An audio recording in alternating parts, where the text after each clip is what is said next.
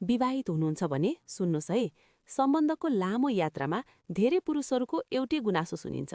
मेरी श्रीमती त कति कचकच गर्छिन्, सानो कुरामा पनि कति छिटो रिसाउँछिन्। दिनभरिको कामको थकान बोकेर घर फर्कँदा ढोका खोल्न साथ श्रीमतीको प्रश्न वा गुनासो सुन्दा धेरैलाई लाग्न सक्छ कस्तो शान्ति नभएको जीवन।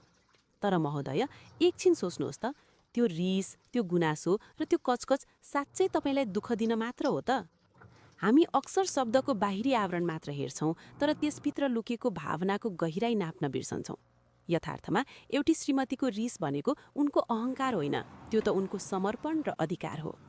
यो संसारमा जसले तपाईलाई माया गर्दैन उसलाई तपाईको कुनै कुराले फरक पार्दैन। तपाई खाना खानुहोस् या भोकै सुत्नुहोस्, तपाई घर छिटो आउनुहोस् या अबेर, पराईलाई त्यसको कुनै मतलब हुँदैन।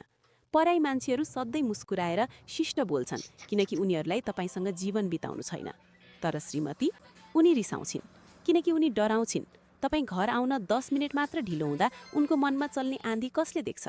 कतै केही भयो कि? फोन किन लाग्दैन भन्ने त्यो छटपटी जब रिस बनेर निस्किन्छ, हामी त्यसलाई झर्को मान्छौँ।